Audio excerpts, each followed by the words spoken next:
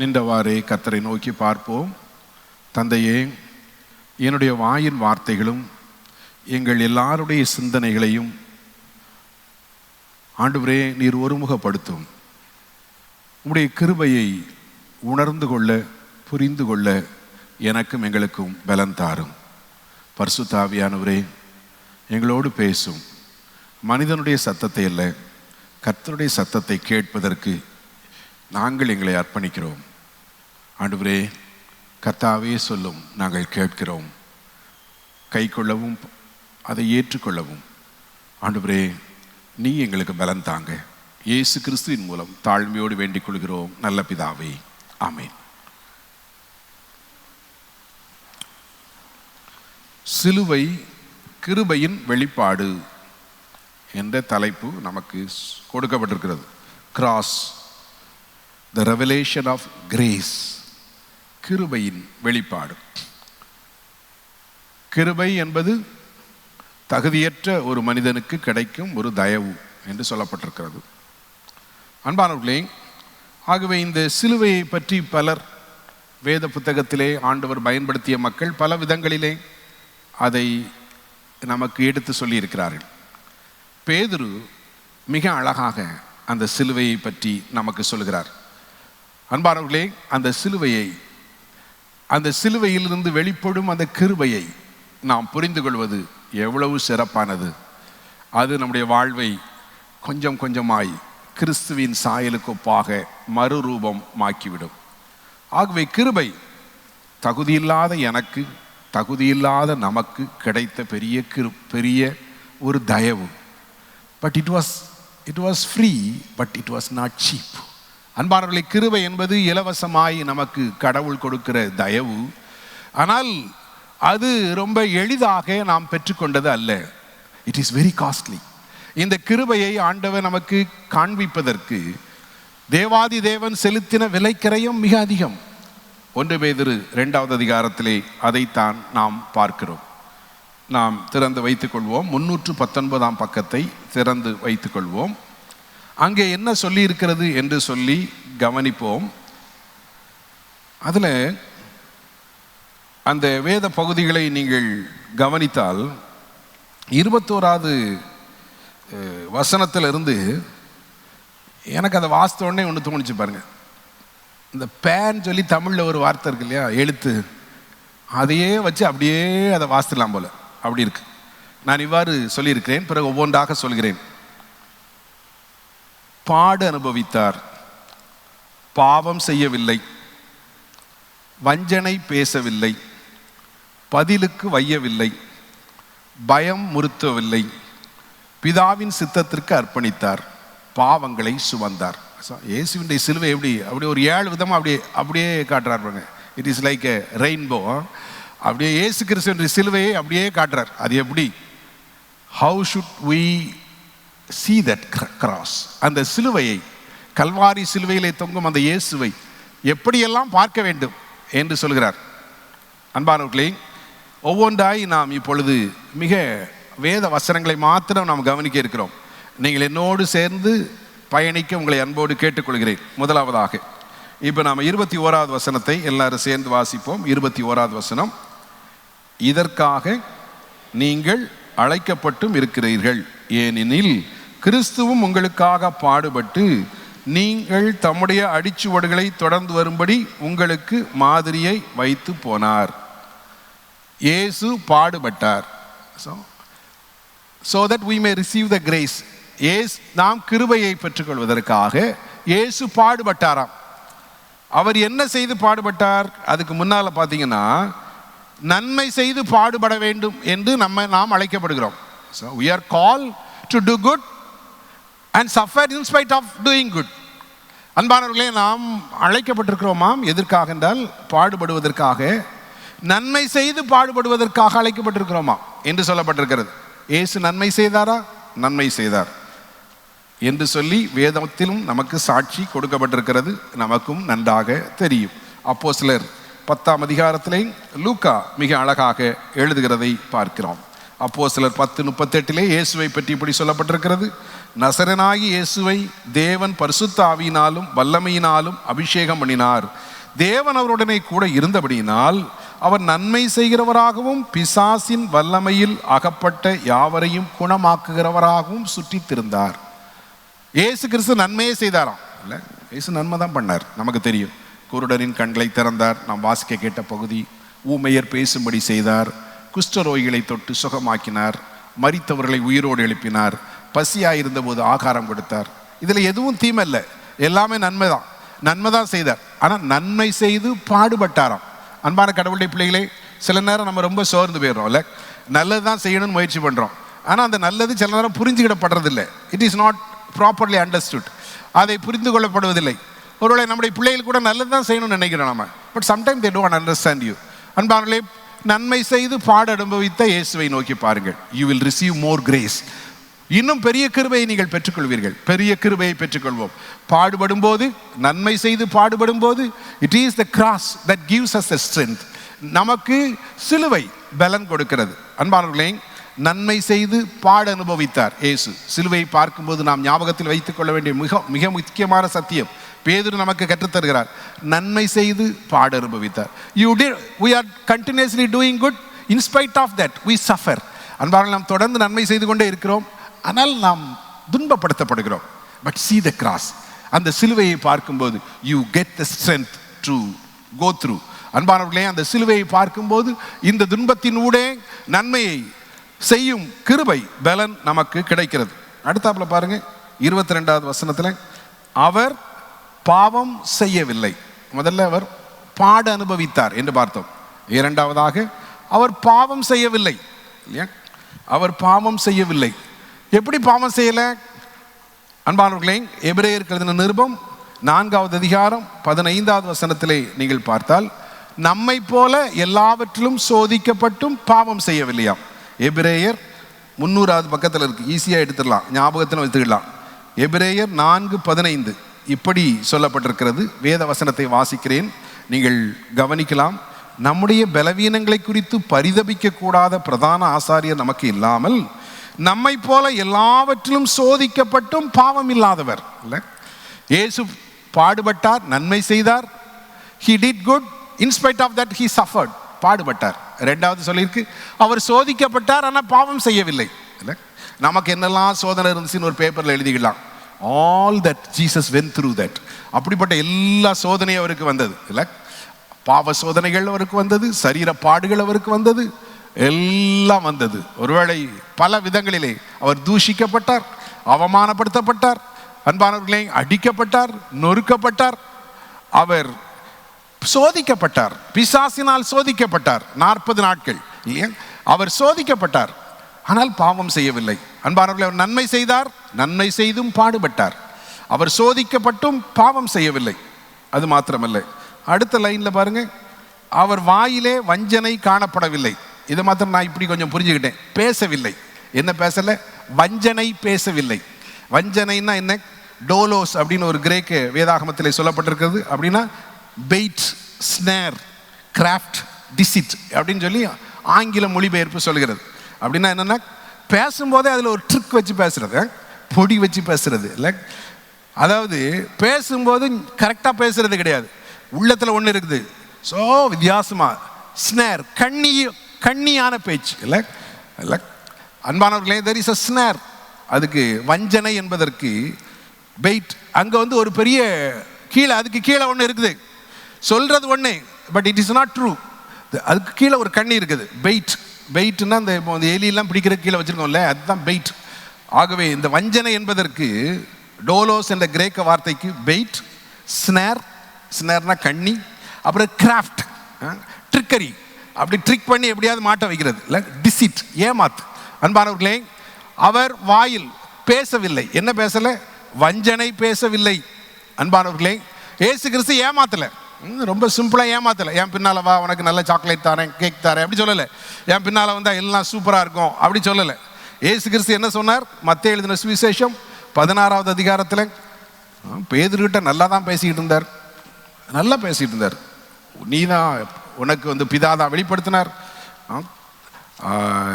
பூமியில் கட்டுறது கட்டப்படும், என்ன தாவீதின் திறவுகள்ல உனக்கு தான் தந்திருக்கேன் அப்படிலாம் பேசிக்கிட்டு தான் இருந்தார். திடீர்னு பேதுரு கொஞ்சம் ட்ராக் மாறுறார்.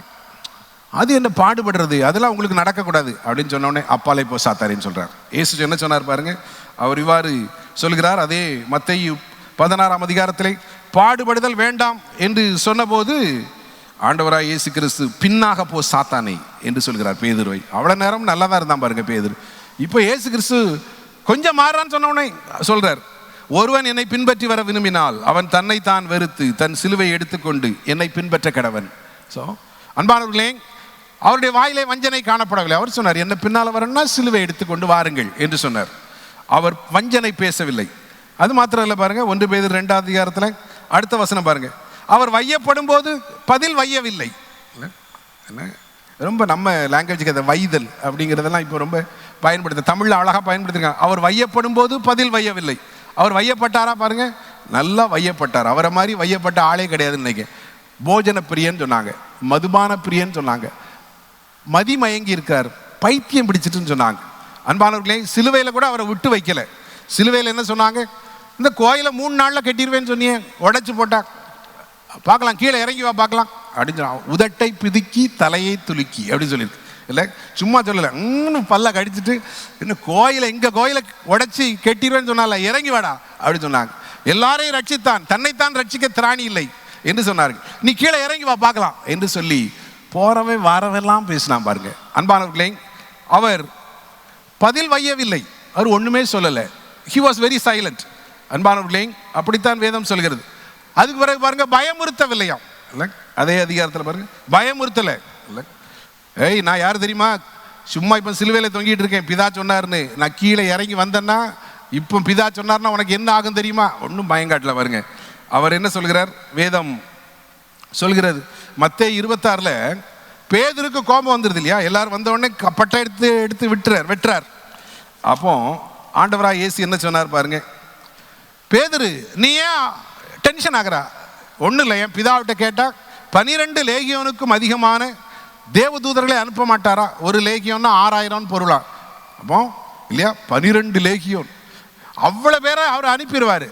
ஆனால் அந்த தீர்க்க தரிசனம் எப்படி நிறைவேறும், பட்டயத்தை உன் உரையிலே போடு, உன்னை வெட்ட சொல்லலைன்னா உரையில போடு என்று சொல்கிறார். அன்பான ஆண்டவருடைய பிள்ளைகளே, ஆகவே பாடுபடும் போது பயமுறுத்தலை, ஐய் நான் யாரு தெரியுமா அப்படி பயமுறுத்தலை இல்லையா. ஆகவே அவர் அந்த பாடுகளுக்கு தன்னை அர்ப்பணிக்கிறார். அன்பானவர்களே, இன்னும் என்ன சொல்கிறது பாருங்கள், நியாயமாய் தீர்ப்பு செய்கிறவருக்கு தம்மை ஒப்படைத்தார். இல்லை கடினமாக இருந்தது இல்லை, அதை ஏற்றுக்கொள்வது அவ்வளவு எளிதா இல்லை. இயேசு சொல்கிறார், இந்த பாத்திரம் என்னை விட்டு நீங்க கூடுமானால் நீங்கட்டும் அப்படின்னு சொல்றார். ஆகவே இயேசு கிறிஸ்து பிதாவின் சித்தத்திற்கு கீழ்ப்படிந்தார். ஆனால் ரொம்ப பிரியமான விஷயம் இல்லை இல்லை, நமக்கு வாழ்க்கையில சில நேரம் ஆண்டவர் சொல்ற ரொம்ப பிடித்தமான விஷயம், ஆனால் சில விஷயங்கள் நமக்கு பிடிக்காது பாருங்க, நமக்கு பிடிக்காது, அதை செய்யறது ரொம்ப லேஸ் கிடையாது, ரொம்ப கஷ்டம் இல்லை. ஒருத்தர் ரொம்ப ரொம்ப வெறுக்கிறார், ரொம்ப அவதூறா பேசுறார், அவரை நேசிக்கிறது ஈஸியா, it's very difficult. But we need to submit to God's will. கடவுளுடைய சித்தத்திற்கு நம்மை அர்ப்பணிக்கிறோம் இல்ல. ஒருத்தர் தொடர்ந்து தொந்தரவு பண்றார், தொடர்ந்து நமக்கு விரோதமா வேலைகளை செய்கிறார், but still we love them. அன்பான கடவுளுடைய பிள்ளைகளை, ஏனென்றால் it may not be easy, அது ரொம்ப லேஸ் கிடையாது. பட் பிதாவின் சித்தத்திற்கு அர்ப்பணிப்பு இல்லையா. இயேசு கிறிஸ்து சிலுவையில் அறையப்படுவதை பிதாவின் சித்தத்திற்கு கீழ்ப்படிந்தார், அவ்வளவுதான். ஆனால் என்ன ஜெபம் பண்ணார், இந்த பாத்திரம் என்னை விட்டு நீங்க கூடுமானால் நீங்கட்டும் இல்லை. சில வேலைகள் ரொம்ப அருமையான வேலைகள், ஆனால் சில வேலைகள் கடினமான வேலைகள். சில வேலைகளை செய்யும் போது அதுக்கு ரொம்ப மரியாதையா இருக்குல்ல, முன்னாள் பேசும்போது ரொம்ப பெருசா இருக்கு, ஆனால் பெருக்கும் போது இட் இஸ் நாட் ஈஸி இல்லை. ஒருத்தர் இல்லாத போது சேரத்துக்கு போட்டது it is not easy, it is difficult. அன்பான ஆண்டவருடைய பிள்ளைகளே, ஆகவே சில வேலை ரொம்ப மரியாதையான வேலை, சில வேலை கொஞ்சம் தாழ்மையா செய்கிற வேலை. But we need to submit. ஏசு அப்படித்தான் செய்தார், பிதாவின் சித்தத்திற்கு தன்னை அர்ப்பணித்தாராம். அன்பானவர்களே, ஆகவே அவர் பாட அனுபவித்தார், அவர் பாவம் செய்யவில்லை, நன்மை செய்து பாட அனுபவித்தார், சோதிக்கப்பட்டும் பாவம் செய்யவில்லை. அவர் வஞ்சனை பேசவில்லை, அவர் பதில் வையப்பட்டும் பதில் வையவில்லை, அவரிடத்தில் அதிகாரம் இருந்தும் பயமுறுத்தவில்லை இல்லை. நாம அதிகாரம் இருக்கிற இடத்துல பயமுறுத்த மாட்டோம் இல்லை, அதிகாரம் நம்ம அதிகாரம் செல்லுங்கிற இடத்துல தான் பயமுறுத்துவோம் இல்லை. இங்க அவரிடத்துல அதிகாரம் இருந்தது, வானத்தையும் பூமியும் சகல அதிகாரம் படைத்தவர், ஆனால் பயம் காட்டல. பிதாவின் சித்தத்திற்கு அர்ப்பணித்தார், கடினமாக இருந்தும் தேவ சித்தத்திற்கு அர்ப்பணித்தார். கடைசியாக என்ன சொல்றார் பாருங்க, நம்முடைய பாவங்களை சுமந்தார். இது ஏசாயா 53 5வது வசனத்திலையும் 12வது வசனத்திலையும் இருக்கு. 2 காரியங்களை சுமந்தாராம். ஒன்று நம்முடைய துக்கங்களை சுமந்தாராம், இன்னொன்று நம்முடைய பாவங்களை சுமந்தாராம். அன்பான ஆண்டவருடைய பிள்ளைகளை, நன்மை செய்து பாடு அனுபவித்தார், சோதிக்கப்பட்டும் பாவம் செய்யவில்லை, வஞ்சனை பேசவில்லை, வையப்பட்டு பதில் வையவில்லை, அதிகாரம் இருந்தும் பயமுறுத்தவில்லை, கடினமாயிருந்தும் பிதாவின் சித்தத்திற்கு கீழ்ப்படிந்தார், நீதிமானாயிருந்தும் பாவத்தை துக்கத்தை சுமந்து தீர்த்தார். இல்லையா? இயேசு நீதிமான். வேதம் முழுவதும் நமக்கு சாட்சி இருக்கிறது. தன்னை குறை சொல்றவங்களை பார்த்து கேட்டார், என்னிடத்திலே பாவம் உண்டு என்று உங்களில் யார் என்னை குற்றப்படுத்தக்கூடும் என்று கேட்டார். ஒருத்தன் கூட வாய் பேசல. அன்பானவர்களே, பிலாத்து என்ன சொன்னார்? சொல்லி சொல்லி பார்த்தார், இவர் ஒரு தப்பும் செய்யலைன்னு. ரொம்ப ரொம்ப கலவரம் அதிகமாகுதுன்னு உடனே, அப்பா எனக்கு ஒன்றும் தெரியாது, தண்ணி அள்ளி கையை கழுவி, எனக்கு இந்த நீதிமானுக்கும் சம்பந்தம் கிடையாது, நீ என்ன செய்வியோ செய்துக்க, இவருடைய ரத்த பலிக்கு நான் காரணம் அல்ல என்று சொல்லிவிட்டார். So legally Jesus was good. ஆகவே சட்ட பிரகாரமாக இயேசு குற்றமற்றவர். அன்பானவர்களே, அவர் கூட இருந்த யூதாஸ் அவன் என்ன செய்தான்? அவன் காட்டி கொடுத்து விட்டு சொல்கிறான், குற்றமில்லாத ரத்தத்தை நான் காட்டி கொடுத்தேன். In his personal life there was no sin. அவருடைய தனிப்பட்ட வாழ்க்கையிலே பாவம் இல்லை. அவர் சட்ட பிரகாரமாக பாவமற்றவர். அவருடைய எதிரிகள் அவரை குற்றம் சாட்ட முடியவில்லை. அவர் பிலாத்து அந்த இதில் இருந்தபோது, எதில் சிங்காசனத்தில் இருந்தபோது அவனுடைய மனைவி ஒரு பர்சனல் நோட் அனுப்புகிறா, அந்த நீதிமானுக்கு ஒன்றும் செய்ய வேண்டாம், அவன் நிமித்தம் நான் ரொம்ப பாடுபட்டேன் சொப்பனத்தில் அப்படின்னு சொல்கிறார். அவர் நிமித்தம் நான் பாடுபட்டேன்னு சொல்கிறார். அப்படி என்ன பாடுபட்டிருப்பா அப்படின்னு சொல்லி நான் அடிக்கடி இமேஜின் பண்ணி பார்த்துருக்கேன். என்ன பாடுபட்டிருக்கலாம் தெரியுமா? நீங்களும் நானும் டெய்லி சொல்கிறோம், பொந்தி பிலாத்தின் காலத்தில் பாடுபட்டு சொல்கிறோம்ல. என்ன பெரிய அவமானம் பாருங்க. எல்லாரும் ஆயிரம் வருஷமாக சொல்கிறான், பொந்தி பிலாத்து கொலைகாரன், நல்லவரை கொலை செய்துட்டான். இதை மாதிரி பெரிய தண்டனை உலகத்திலே கிடையாது. ஒருவேளை அவனுடைய மனைவி அப்படிதான் யோசித்தாள் என்ன தெரியல. என் புருஷன் காலகாலமாக தலைமுறையா எல்லாரும் சொல்ல போறாங்க, பொந்தி பிலாத்து காலத்திலே சிலுவையில் அறைஞ்சாங்க, பொந்தி பிலாத்து காலத்தில். இல்லையா? ஒருத்தரை பார்த்து நல்லவன் சொன்னா என்ன மகிழ்ச்சி பாருங்க. இல்லையா? இவர் இப்படி பண்ணார் அப்படின்னு சொல்லும்போது ரொம்ப சந்தோஷமா இருக்கும். அதே சமயத்தில் தவறு, இவர் காலத்துல தான் சோழி முடிஞ்சு போச்சு, இவர் காலத்திலாம் ஒன்றும் இல்லாமல் போயிட்டு, இவர் காலத்தில். அதே போல ஒருவேளை அவளுக்கு ஒரு தரிசனம் என்னன்னா, ஐயோ பொந்தி பிலாத்து காலத்தில் பாடுபட்டார், பொந்தி பிலாத்து காலப்பட்டு பாடுபட்டான், ஆயிரமா கோடியா மக்கள்லாம் சொல்ல போறாங்க, அந்த பழி உனக்கு வேண்டாம்ப்பா, வேண்டாம், நீ அவரை எப்படியாவது காப்பாத்திரு என்று சொல்லி அனுப்பினாள். அன்பானவர்களே, ஆகவே பர்சனலி ஜீசஸ் வாஸ் சின்லெஸ். தனிப்பட்ட வாழ்க்கையில இயேசு பாவமற்றவர். அவருடைய எதிரிகள் நடுவே அவர் பாவமற்றவர், சட்டப்படி பாவமற்றவர். அன்பானவர்களே, அவர் பாவமில்லாத ஒருவர். ஆனால் பாவம் செய்யாமல் பாவமானார், பாவத்தை சுமந்தார் உங்களுக்காக எனக்காக. அன்பானவர்களே, இஸ் இட் நாட் கிரேஸ்? இது ஒரு பெரிய கிருபை அல்லவா? அன்பானவர்களே, கிருபை, சிலுவையிலிருந்து கிடைக்கும் கிருபை, it is free.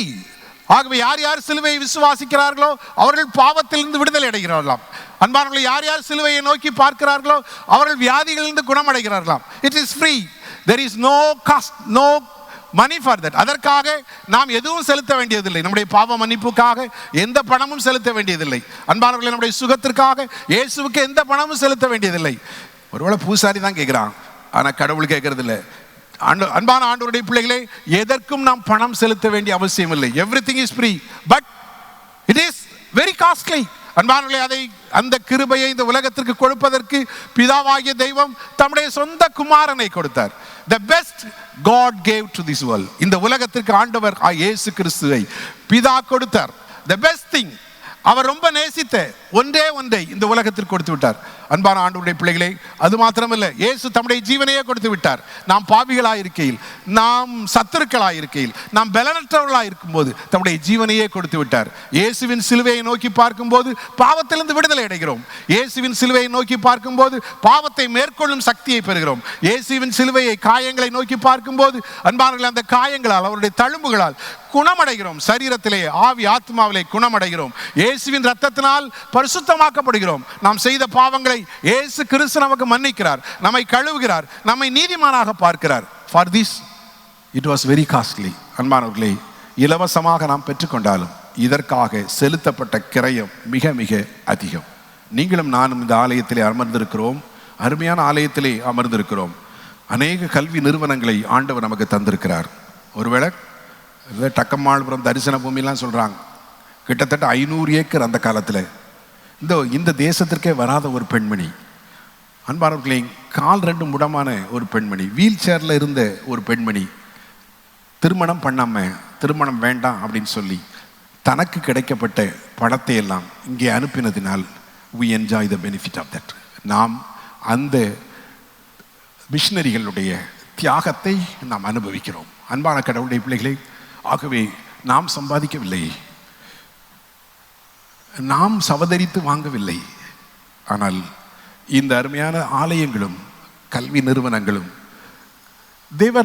they are free, but the cost was very heavy. அன்பானவர்களே, ஆகவே அங்கிருந்து இங்கு வந்து நடந்தே சென்னையிலிருந்து இடையன்குடி வரை வந்து இந்த மொழியை கற்று இந்த மொழிக்கு இலக்கணம் எழுதி, அன்பானவர்களே, காலரா காலத்தில் வீடு வீடாய் போய் ஜெபித்து மக்களுக்கு மருத்துவம் கொடுத்து, இயேசு வேண்டாம் மருத்துவம் மாத்திரம் போதும் அப்படின்னு சொன்ன பக்கத்து ஊர் மக்களுக்கு கூட, சரிப்பா நீ பிழைச்சா போதும், இயேசு வேண்டான்னு சொல்றா, பரவாயில்ல, என்னைக்கு இயேசுவை உணர்ந்துக்கிடணுமோ அன்னைக்கு உணர்ந்துக்க, நான் உனக்கு ஒன்றும் சொல்லலை, இயேசுவை பற்றி சொல்லலை, நீ பிழைக்கிறதுக்கு மருந்து தரேன்ப்பா என்று சொல்லி கிராமம் கிராமமாய் சென்று மக்களை நேசித்து தங்களுடைய சொந்த வாழ்க்கையை பற்றியே யோசிக்காமல் இந்த வெயில்ல இருக்க முடியாமல் கொடைக்கானல்ல போய் அந்த கடுமையான வெயில் நேரத்தில் கொடைக்கானல்ல அமர்ந்திருந்து, அன்பானவர்களே, ஆகவே இதெல்லாம் நமக்கு இலவசமாக கிடைத்தது. உங்கள் கையிலையும் என் கையிலையும் இருக்கிற இந்த பரிசுத்த வேதாகமம், அன்பானவர்களே, இதை முதலாவது மொழிபெயர்த்தவர் சீக்கன்பால்க். அவர் உள்ள வரும்போது இந்த தேசத்திற்கு தரங்கம்பாடியில் வந்து இறங்கும் போது உள்ள விடலை. அன்பானவர்களே, இங்கே இருந்த வெளிநாட்டு அந்த அதிகாரிகள் உள்ள விடலை. அவங்க யோசித்தாங்க பிஸ்னஸ் பாதிச்சிடும், மிஷினரிஸ் வந்தா பிஸ்னஸ் பாதிச்சிடும் நினைச்சாங்க, வியாபாரம் பாதிக்கப்பட்டு விடும் யோசித்தார்கள். கடலுக்குள்ளே நிறுத்தி வச்சாங்க, கீழே இறங்குற வரை கீழே கரையிலே நின்னார். அன்பானவர்களே, உள்ள விடலை, ரொம்ப நாள் உள்ள விட்டார்கள். கொஞ்சம் அவர் வேலை செய்ய விடலை. அவர் வேலை செய்யும் போது ஒரு முறை ஒரு விதவை பெண்ணுக்காக, அவளுடைய உரிமைக்காக ஒரு கடிதம் எழுதுறார். அந்த கடிதத்தை வாசித்துட்டு என்ன செய்தாங்கன்னா சீக்கன்பால்கை தூக்கி ஜெயில வச்சுட்டாங்க. அன்பானவர்களே, we have received this Bible. Maybe இப்போ கொடுக்குற காசு ஒன்றுமே இல்லை, பட் இதற்காக செலுத்தப்பட்ட விலை கிரயம் மிக அதிகம். அன்பான ஆண்டவருடைய பிள்ளைகளே, ஆகவே நீங்களும் நானும் அனுபவிக்கிற ஒவ்வொரு ஆசீர்வாதமும் ஒருவேளை எளிதாக நமக்கு கிடைத்திருக்கலாம், ஆனால் இட் இஸ் காஸ்ட்லி, அது ரொம்ப காஸ்ட்லி. அன்பானவர்களே, நீங்களும் நானும் இலவசமாக பெற்றுக்கொள்கிற அந்த ரட்சிப்பு, பாவ மன்னிப்பு, அன்பானவர்களே, சுகம், இயேசுவினால் கிடைக்கிற ஆசீர்வாதம், அது இலவசமானது, but it is very costly. அதற்காக கொடுக்கப்பட்ட கிரயம் மிக மிக அதிகம். தன்னையே கொடுத்தார், சிலுவையிலே கொடுத்தார். அவர் பாவம் செய்யவில்லை, அவர் நன்மை செய்தார், ஆனால் பாடுபட்டார். அவர் வையப்பட்டார், பதில் வையவில்லை. அவர் வாயிலே வஞ்சனை காணப்படவில்லை. அன்பானவர்களே, உங்களுக்காக எனக்காக கல்வாரி சிலுவையிலே தன்னையே கொடுத்தார். ரட்சிப்பு இலவசம். தேவ கிருபை என்பது இலவசத்தை குறிக்கிறது, ஆனால் அது சவதரிக்கப்பட்டது. It's very very costly. தன்னுடைய ஜீவனையே கொடுத்தார். பாவம் இல்லாத அவர் நமக்காக பாவமானார். பிதாவே, இந்த பாத்திரம் என்னை விட்டு நீங்க கூடுமானால் நீங்கட்டும் என்று கதறினார். சிலுவையிலே என் தேவனே என் தேவனே ஏன் என்னை கைவிட்டீர் என்று கதறினார். பாவம் அவர் மேல் சுமத்தப்பட்டது. அன்பானவர்களே, பாவம் அறியாதவர் பாவத்தை சுமந்தார். உனக்காக எனக்காக கல்வாரி சிலுவையிலே தம்முடைய பாவத்தை சுமந்தவர். So grace in the cross, சிலுவையிலே கொடுக்கப்பட்ட அந்த கிருபை என்பது ஒருவேளை எளிதாக நமக்கு கிடைக்கலாம், but it is very very costly. இருந்தவாறு கண்களை மூடி ஜெபம் செய்வோம்.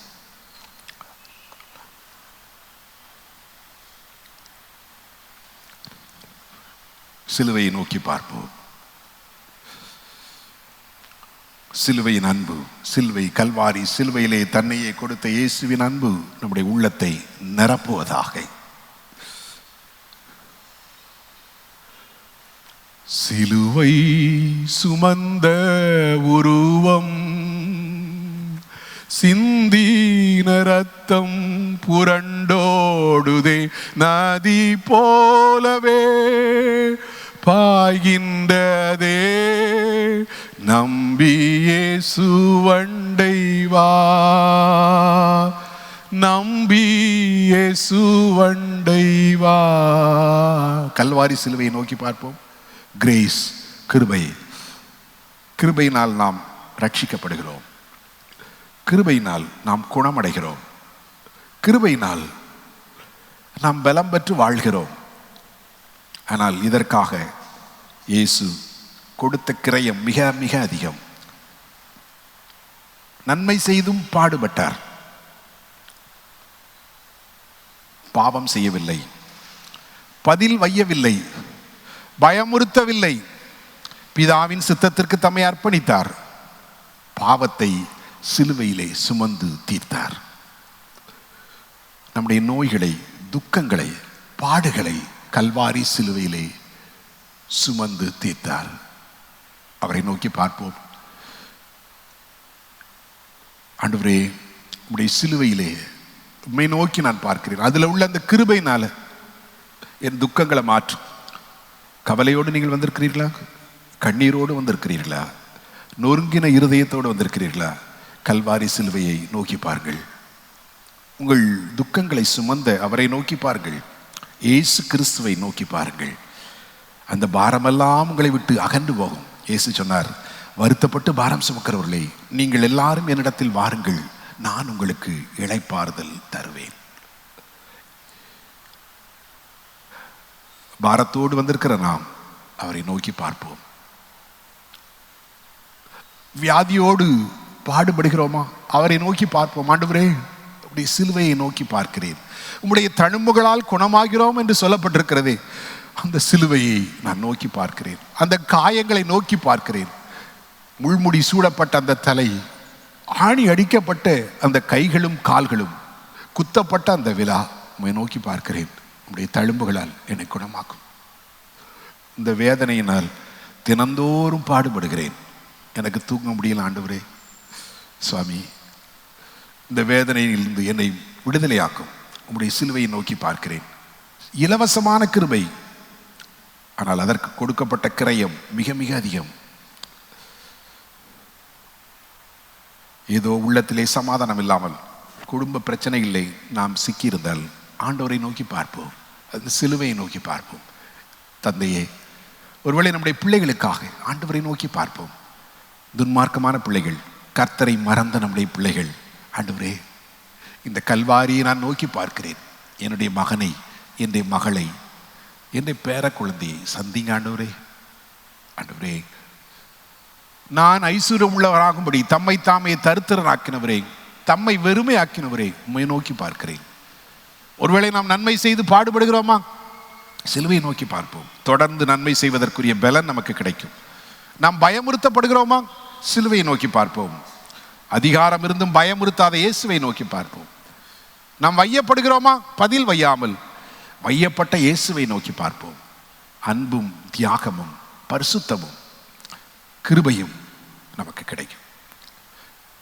அன்பின் ஆண்டவரே, என்னையும் எங்களை உம்முடைய கரத்தில் தருகிறோம். உம்முடைய கிருபைக்காக ஸ்தோத்திரம். உம்முடைய சொந்த குமாரனை எங்களுக்காக அனுப்பினீர், ஸ்தோத்திரம். உம்முடைய தழும்புகளால் நாங்கள் குணமடைகிறோம், ஸ்தோத்திரம். எங்கள் துக்கங்களை சுமந்தீர், ஸ்தோத்தரிக்கிறோம். ஆண்டவர், இதற்காக நீர் கல்வாரி சிலுவையிலே கொடுத்த விலை கரையத்திற்காக நமக்கு நன்றி சொல்கிறோம். தாழ்த்தி அர்ப்பணிக்கிறோம். திருவிருந்திலே பங்கு பெறும்போது அந்த சிலுவை காட்சி எங்களை நிரப்பட்டும் ஆண்டவரே. தகப்பனே, பயத்தோடும் பக்தியோடும் அதிலே கலந்து கொள்ள எங்களுக்கு பலம் தாரும்.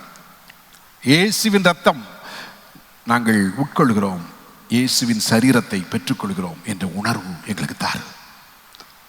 இயேசுவின் தழும்புகளால் உம்முடைய ஜனம் குணமடைவதாக, இயேசுவின் ரத்தத்தினால் உம்முடைய ஜனமாகி நாங்கள் பரிசுத்தமடைய அருள் தாரும். இயேசு கிறிஸ்துவின் மூலம் தாழ்மையோடு வேண்டிக் கொள்கிறோம் நல்ல பிதாவே.